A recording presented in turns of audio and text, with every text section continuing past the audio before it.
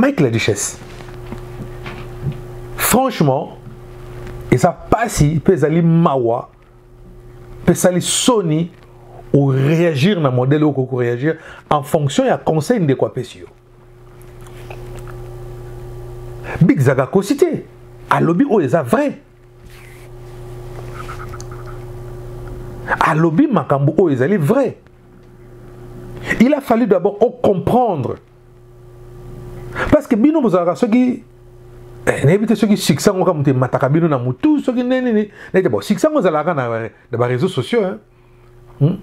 Quand ne boyaka na réseaux sociaux boye bolobi mais sur le plan artistique on dirait bozara bino pena danger mais biso to na ki mukolo to na ko luka vie donc oyena na poto 35 ans 30 ans 35 ans 40 ans au lieu à au bandel de soit zéro parce que tu raté dans le Congo tu es l'autre côté tu as tu bandel à zéro pour non seulement biso moko pour na bana na biso aussi pour na ba famille na biso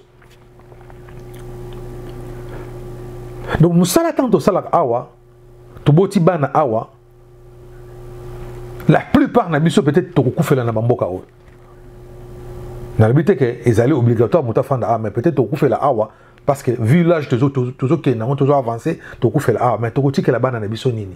Imaginez ça. Mais c'est de la même manière que TikTok peut rouler car ni monsieur ekobima donc bino excusez carrière na bino vie na bino donc beaucoup bâtir en haut na réseaux sociaux tapoter na moni bazo signaler live tapoter donc votre vie sera na TikTok le ce que le TikTok exaté carrière na yo, vie na yo, avenir na yo, vous allez assurer na yo. Retraite na yo, tant qu'on comme bangé, tu contribues combien pour que l'État a nos foot yo,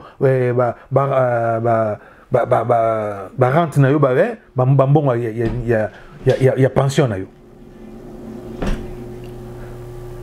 Na poto 60-65 ans âge à retraite. Donc tu oyé déjà poto na 40 ans, aux a na 20 ans en contribution.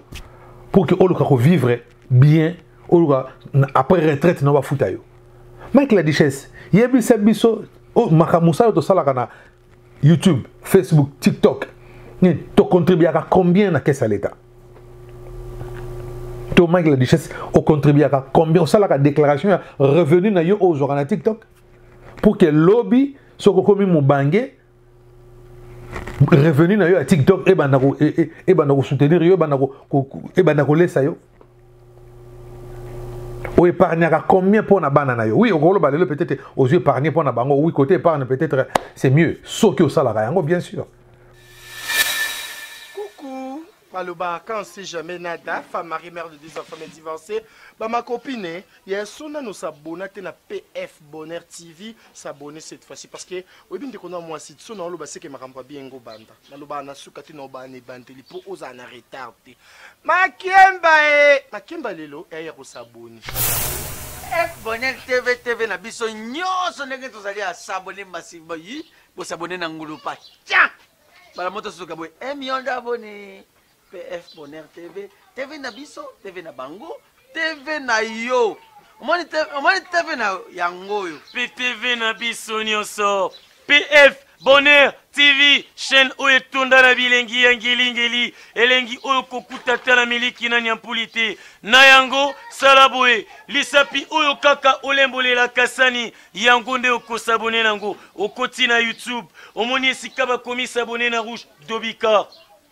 tala likonga wana lisusu ya moke Dobika bagaga kitoko okokuta awa be monsieur kitoko okokuta awa PF Bonheur TV bilingi PF Bonheur TV nde makambo bana Canada veut dire yango nde penje yeli bido PF Bonheur TV ska bomona dendo ele bolela trop bolela fort boluka bokanga na kata PF imeza na kade tukanaki julemo tukanaki grand terre na yeyo wana kata PF Bonheur TV bo s'abonner massivement donc bo s'abonner bo sakokota ebele bana mokili mobimba veut dire toi pa na kata PF Bonheur TV nde makambo monde entier mokili mobimba batata ba mama surtout bino bato na Canada balobi scène ya soronde yango yo PF Bonheur TV balobi biso baso to s'abonner massivement yo motolingaka papa ndangedange babi yo motolingaka batiste nyonso boza komona awa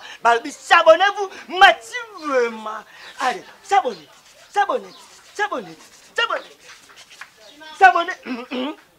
Voilà, balobi na PF Bonheur TV makambo kitoko ezali bagage ba filme boko kamata yango boko sepere. Bonjour à tous les abonnés de PF Bonheur TV. C'est toujours un grand plaisir pour moi de vous retrouver une fois de plus dans vos maisons pour que nous puissions parler, discuter na Oyo et les Kaka toujours na Kati ya communauté Nabiso. Alors si c'est la première fois que vous découvrez cette chaîne, n'hésitez pas, abonnez-vous massivement dans notre chaîne PF Bonheur TV et activez la cloche de notification pour ne rien manquer. Et aussi, vous pouvez aussi aller vous abonner sur notre page YouTube, Facebook, PF Bonheur TV officiel. Ça nous fera énormément plaisir. Il y a mon appel bidon côté kuna parce que mes missions ne sont pas côté du Fisarango, les deux côtés et ça la cabisso toujours bien. Alors c'était le vôtre Patience Fayou le Bonheur, autrement appelé Inspecteur Colombo d'Eric et YouTube congolaise Papa Bonheur. Alors nous nous kolobela lelo, nous nous kolobela affaire il y a Mike la duchesse di Shabab na Big Zaga où moni créé polémique na réseaux sociaux surtout bango na TikTok basala ba live na bango netaka tapoter bazo sinale live tapoter tindelanga 50 tindelanga nini tchaba fleur tcha lion tcha boy toyoka neng basala. Alors bandeko bazo sa ba live na bango, c'est vrai que ça ils ont réussi hein, bazo et ba live na bango a réussi et donc bazo la bango est belé toutes des choses comme ça, c'est bien bon. Alors les problèmes ils allaient wapi. Big Zaga a pesi conseil et pas il y a Mike la duchesse na Herman Kasongo. Mais nous avons beaucoup plus vu que c'est Mike la duchesse qui a réagi na live à Sali, il y a critiqué Mouninga Jean na sans mabe à lobby au Kokoloba d'abord aux hommes à kota makamaba congolais pour na nini oza congolais des choses comme ça. Il a vraiment pas mal dit des choses oyo vraiment et Sali pas si peu Sali mawa.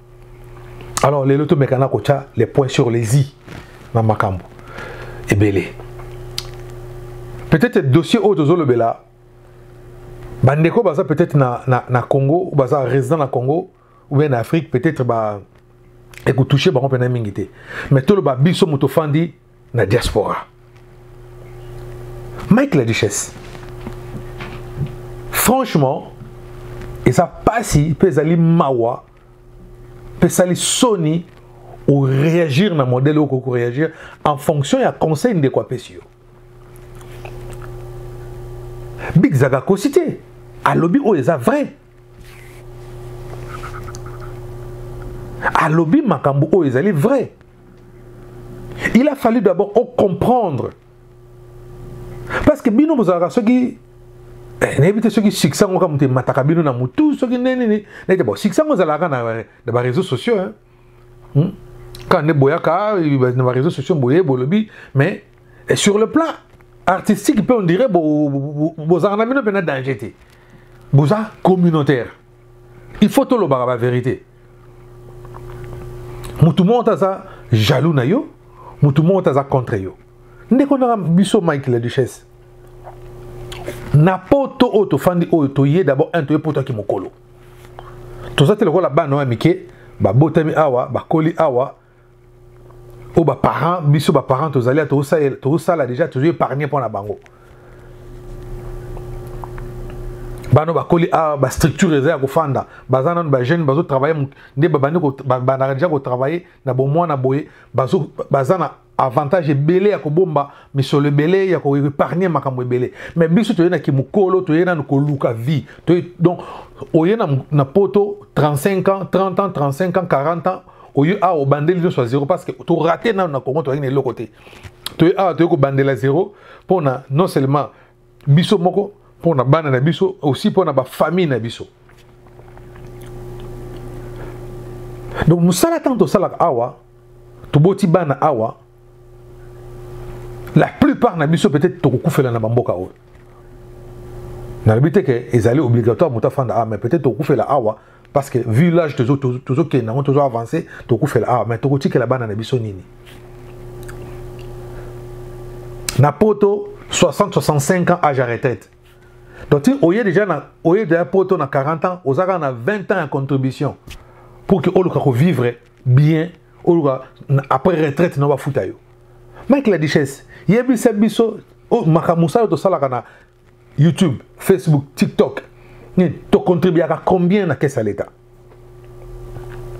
To Mike la richesse, on contribue à combien ça la déclaration revenu na yo aux na TikTok pour que lobby soko komi mubangé revenu na yo à TikTok et banako soutenir yo banako laisser yo. Ou épargner à combien pour na banana yo? Oui, au gros balelo peut-être aux yeux épargner pour na bango. Oui, côté épargne peut-être c'est mieux. Sauf que au salaire yango bien sûr.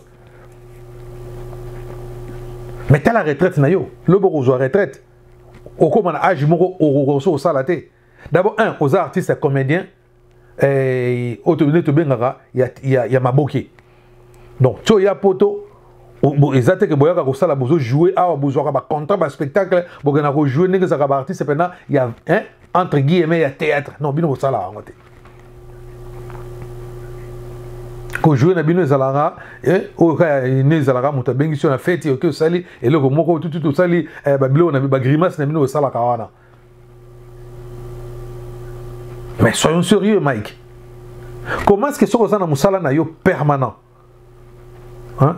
On a un contrat à durée indéterminée. Ok, donc on parce que le but non, voilà, on a une sala musala, il y a TikTok, il y a mon mutu, et on ça mais on a à venir nous allons lobby retraite et vous allez combien? Retraite nous allez combien? D'abord, on a mboka oko vivre dans musala art et ça passe. Je suis comédien comme toi. Je suis un comédien professionnel comme toi aussi. Mais j'ai un boulot, à part les théâtres, à part des ateliers que je donne, à part des activités artistiques, mais j'ai un travail qui me permet de nourrir aussi ma famille. De contribuer à la retraite pour que le lobby, ceux qui n'ont eu pension, n'a pas de la thé. N'a comme mendiante, n'a balaba, n'a pas de bon parce que n'a pas de n'a pas contribué à l'économie en Boka. C'est qu'on a fandeli. Mais cela ne m'empêche pas que na sala na sala YouTube boy. Oui, c'est vrai. Toujours quand tu es YouTube toujours en bon. Toujours en bon. Oui, bien ou bien. Peu importe mon temps toujours. Mais ce qui va mon temps que na go déclarer en. Mike la dit si yo za na équipe moi il y a sponsoring to équipe moi il y a management moi ma casse aux sala que non aux za na ba partenaire belé que non tant aux sala live na yo ba pesa ko za na ba contrat moi miner de coach la ko mbongo ye tala au moni ba influenceur o miner tout le monde na Europe toni ba futa ka ba contribution l'état parce que ba revenu na bango ne ko maka ezaka élevé ba comme ba futa ka ba taxe ya l'état. Ne pensez pas que balandela a bangoté. Si on a besoin de la bisoté parce que tu as revenu mon Kenya biso na Québec entreprise de salaire à moins de $30,000 et ils allaient en ngoni taxe na bangoté. Par an bien sûr. Tout ça là va déclaration on va déclaration revenu parce qu'ils ont moins de 30 000. Mais dans la moukaton, on a vu que na 40 heures par semaine. En fonction, il y a 8 heures par jour. Donc, du lundi à vendredi, on a 40 heures à Caillou. La programmation, on a vu, bon, les deux, on a la vidéo, on a vu Ernie, on a programmé. On a vu, le week-end, on a profité de la live. On a vu, on a besoin de la famille, on a besoin de la banate. Ola mukabana tongo tipo kwa butu tongo o lali biso za na Canada awa mezomo na mutabandi azana butu a Canada na abandi live na journée à Canada akomi na butu a Canada donc akoti tango na butu a Canada et koti na Europe tongo ya Europe azaka kana buzaka kana live tapoter tina ba Lyon salabwe. Vous n'avez pas une famille et loko nini bozo sala pour na bana na bino lobby. Nous devons être des modèles pour nos enfants. Nous devons être des modèles pour nos enfants. Bana na biso ba zoka biso ba tata na bango, to biso ba maman na bango comme ba référence na bango. Afandi boabi, voilà mon père. Tous la te ba papa autoroute que la bana na biso ba nyongo. Et belé donc moi afandi ba alinga ko tanga mwana comme ko kino akongo lukananu aba futa na ba nyonga papa na bango tikela ki bango auto mwana comme ko s'endetter parce que ba parents ba épargne quitté pour na mwana na bango. Big Saga fingioté. Big Saga a fingioté. Na monité ma benini oyo Big Saga lobi wana oyo koko no sala toute une émission live moma pour essayer de dénigrer ya ko benga jaloux. Asa jaloux en fonction de quoi? Pour na yo ka Big Saga na yo Big Saga tangi na ba condition bien. A moniki auti na famille bien, a ko envio ne loni. Aya ko to poto kala. A ko envio ne loko nini. Tala moninga malamu ezali mutu oyo bozana ye ezate que no oyo aza lèche bot na yo mais ala mutu oyo aza capable ya kopesa au conseil même sans ozana position mabe azolo belo mabe mais aza na courage wana biso que no te ndeko nanga masa nanga ozo sala eza bien te ko sala boité ça c'est un vrai ami. Bino bolingani moto bato moko azolinga olobelo kote atala ko bonga tiko na reta ngo koyi bato ko mo seka zakina ba camarade mais ba entourage mabe tout bato occupé te fallait pas pesa moninga na bon conseil moninga azu en pleine émission à lobby on bino mo so ba bato ba réseaux sociaux. Obi parfois dans la vie ceux qui élèvent comme ceux qui au moins que vous en élèvent à kolobaté mais vos terre. Quoi que bima susu nenge obimi wana donc et bimi susu donc na éviter niveau buzoba o mi pakole donc il accepte vraiment petitesse et esprit. Ce que mutazo peso conseil fongola matoi yoka nini mutazoloba. Boza ka pressé à réagir te. Cause la pressé à réagir te parce que moninga lobi bo zo temps yoka analyser comprendre à lobby nini ce que mon ami ça ne va pas au coca pour benga pourquoi lobby boy comme ça ceux qui bon mon simbité wana ko wana wana réseau qui te na benga qui ne me ko expliquer mais tala lobby nga boy ngo pe nga au moins ko za tala mo ba argument mo mais au kaka boy yo bandi ko loba mais Mike la Duchesse ngana ko préférer so za na kayu kenda ko beta kayu so ko uti kayu zongi au côté live na yo. Tala bolanda le yenge ba réseaux sociaux te koleka. Biso tanto bandara ba makambo ba ane 2000 biso to sala ba internet wana to zakana Messenger je pense qu'il y a Yahoo hein. Messenger ya Yahoo na Hotmail. Et on te ça ko se communiquer nango. Ba ane 2000 wana ba subir café na Kinshasa na Kinshasa eza pendate ya Luka. Mais surtout bano tozo utiliser ba biloko wana. Après yango ba hi5 ego bima. So hi5 so ego bima. Papa hi5 et leki.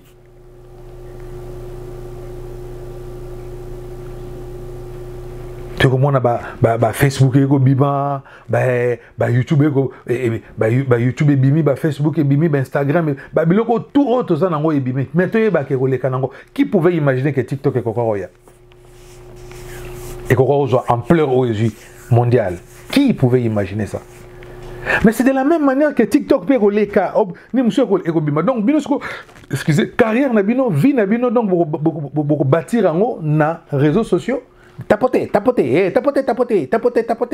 namoni bazo signaler live, tapoter. Donc votre vie sera na TikTok. TikTok le bébé, ce que le TikTok exacté. Carrière na yo, vie na yo, avenir na yo, vous allez assurer na ni. Retraite na yo, tant qu'on comme bangé, tu contribues combien pour que l'État a no foot yo, rente na yo, bon ya pension na yo. Et au banoro ko diembela na simabana na yo Le bébé, bana surtout dans la poto, père, mon que non, moi t'as baqué au placé au papa. Bah beaucoup mo benga bomba na mabeta bana na baqué non tika papa na bango na maison de vieillard. Au comme charge pour na bana. Au comme charge pour na bana. Mon cher Mike, Zoa Mayele. Zoa Mayele. Master na yo, collègue na yo, muninga na yo, bozalakane na réseaux sociaux. Afingi yo te, alobi pe mabete, apession des conseils. Bon, de toutes les façons, conseils, c'est apprendre ou à laisser. Hein. Il t'a pas obligé, mais alobi makambo est vrai. Mais ce que bino, moi non, on t'a jaloux. Jaloux en fonction quoi. Pour ce que ba idée na ye, malobane azali cohérent. Mais par contre, yo, si tu as tout ça, makambo yo, le bi Mike la duchesse, incohérence c'est belé.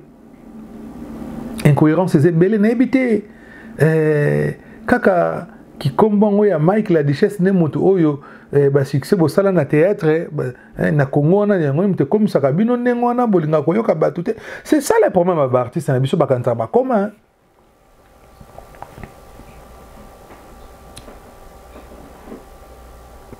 Bakanza bokoma mingi bakoma te hein. Botala baninga bangwana bazosala bazozo bambongo ya malonga bino bozozo bambongo ya malonga te. Ba contenu na bino baninga bazana ba contenu mo sotali contenu bolobi ki non oui ne lengi. Mais biso ba contenu c'est la raga tapote tindela ga lion tindela ngambongo. Yango moni siko ke no batu na TikTok ba ngo benga mino yibi ba ngo benga mino ba mandian ba ngo bokoma ko forcer ko senga batu mbongo na nko. Nga da saba live na YouTube. Mais je muta selinga mbongo. Eza yé ce peut muta selinga tena obligé muta ko tela ngambongo. Moi je fais mon travail. Mais ceux qui m'ont contacté nga na sala na c'est les publicités na ko c'est prix. Ah non, pour na c'est lo boy, cha boy au futa nga boto yokani.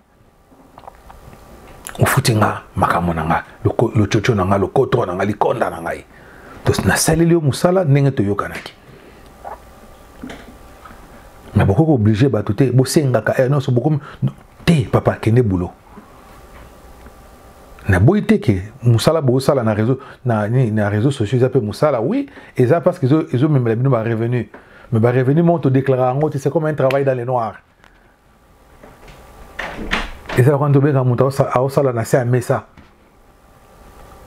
Donc aux arana aide sociale n'habite que Mike aux aide sociale n'habite ça va moto ça aide sociale mais à ça la rababilo qu'on a côté qu'on a azumbo on a à ozombo on a mais azo continuer chaque mois azo continuer ko liamo mon aide sociale mais est-ce que vie na yo mo bimbe ko zala na aide sociale vie na bino ko zala na aide sociale parce que ce ko boy ko sala à moins que ozala zala musalate ou bien ozala na arrêt maladie moko à long terme.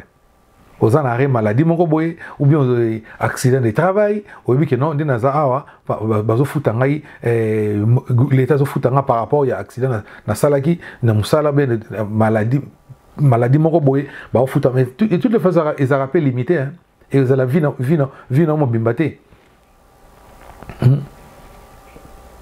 ils ont un peu vie non mo bimbate à moins que vous allez moi revenu moi ngana mais après une année 2 ans pe ba kataka na bango ba tindo kaka non ba on okene ko luka musala ba le musala mo ils adapté par rapport ya nini wana pour que ceux aux malades au rotombo ba kilo to ba un accident moko boy au ça ba travaux moko limité ou bien ba travaux léger moninga pesio conseil moi na maïla sala azarani ayoki a combat le bien merci mais bino réaction Asa congolais te boyena boy yom to longo la big saga qui congolais na abotama na papa na yo soki portugais maman na za congolaise donc azana makila ba congolais ndenge yo zali yé pas za congolais abotama na Kinshasa donc aza congolais parce que de naissance pa abotama na Kinshasa na tangi ba classe na Kinshasa wana de yote muto ya olongolais qui congolais donc c'est ça le message besoin ngotine de la bâtiment ba métier donc baza ba congolais te et vous devez arrêter avec ces bêtises là. Vous devez arrêter avec ça là. Vous ne savez pas comment est-ce que vous blessez sur mitema. Donc ceux qui les lots ndekono moi si Mike Abali Mundele bazaka na Congo. Donc moi naza Congo aza congolais parce que papa naza Mundele. Non, on doit arrêter avec ça là. Botika ko pesa ba message wana ya ko inciter batna makamwa ya mabe. Ça ne marche pas comme ça mon frère. Donc voilà, na linga ki na yebisa ko eloko ndengwana ndekonanga. Pensez na avenir na yo, pensez na Kimobangé na yo, pensez na retraite na yo. Le beaucoup de pension, courage aux gens tapoter atabati yango pendant 20 ans. Au sala tapoter mikolonio sur tout lembango. À un moment donné, au lukelo mususu. Pe batona ba pe so mon, ce n'est pas chaque jour bano foot, bano pe ça comme bon ndengwana. C'est pas chaque jour. C'est pas chaque jour. TikToker makasi oyo garçon a tchakaboya na lo bakelo côté. Alors bakelo côté. Mais tala équipe wazana on tala nenga sans parole mais à mata niveau level alikolo. Les plus grands TikTokers ya monde et parfois on a des informations bazo ya mbaya ba star bazo ya mbaya ba donc azo matana ba tapis rouge ba festival ya minene donc akoma star. Na bité yoko komate. Mais contenu na biso na bino ezanini tapoter ça c'est batunyo so ça la tapoter vous tapoter na mona on se signaler live linge kata live so kata tapoter on a ça contenu te so ça na contenu malamu bat ba kolanda yo bat ba ko sepela na eloko zo sala pe les gens vont s'abonner so mutana pour cet article mbongo article akabelo assez lo cadeau akosala yango sans problème. Voilà, on a zaki nango ya kolobelao na fingiote to pesika conseil. Ozana mato ya koyoka ayoka. Ozana motema kondima andima. Ozana makasi ya kosalela asalela. Et merci beaucoup na présence Nabino. Si c'est la première fois, n'hésitez pas, abonnez-vous dans notre chaîne PF Bonheur TV et activez la cloche de notification pour ne rien manquer. Allez aussi vous abonner sur notre page sur Facebook PF Bonheur TV officiel et ça nous fera énormément plaisir. C'était le vôtre PFB, Patience Fayulu Bonheur, autrement appelé Inspecteur Colombo d'Eric et YouTube congolaise. Bang! Abonnez-vous et merci, à la prochaine. Maloba, quand on sait jamais nada, femme mariée, mère de 2 enfants, mais divorcée, bah ma copine, il y a son nous s'abonner à PF Bonheur TV, s'abonner cette fois-ci parce que oui bien qu'on a moi si son on le c'est que ma campa bien go banda. Maloba na suka tu no ba ne banteli pour aux en retardé. Makemba lelo et ya ko s'abonner. F Bonheur TV na biso nyonso ndenge tozali à s'abonner massivement yi, pour s'abonner na ngulupa. Tiens. Bala moto suka boy 1 million d'abonnés. PF Bonheur TV na biso, TV na bango, TV na yo. Omoni TV na yango yo. PTV na biso nyonso. PF Bonheur TV, chaîne oyo tunda na bilengi ya ngeli elengi oyo kokutata na miliki na nyampulite. Na yango salaboe, lisapi oyo kaka olembolela kasani, yango nde okosabone nango, okoti na YouTube. Omoni esika bakomi s'abonner na rouge Dobika. Tala likonga wana lisusu ya muke Dobika bagaga kitoko okokuta awa be monsieur kitoko okokuta awa PF Bonheur TV bilingi PF Bonheur TV nde makambo bana Canada veut dire yango nde penje yeli bido PF Bonheur TV ska bomona dendo elle est bolela trop bolela fort boluka bokanga na kata PF et mes amis quand tu kanaki joudemo quand kanaki grand terre na oyeyo wana kata PF Bonheur TV bo s'abonner massivement donc bo s'abonner bo sakokota ebele bana mokili mobimba veut dire toi pa na kata PF Bonheur TV nde makambo monde entier mokili mobimba batata ba mama surtout bino bato na Canada balobi scène ya solonde yango yo PF Bonheur TV balobi biso baso to s'abonner massivement yo motoringaka papa ndange babi yo motoringaka batiste nyonso boza komonwa wa balobi s'abonnez-vous massivement. Allez, s'abonnez.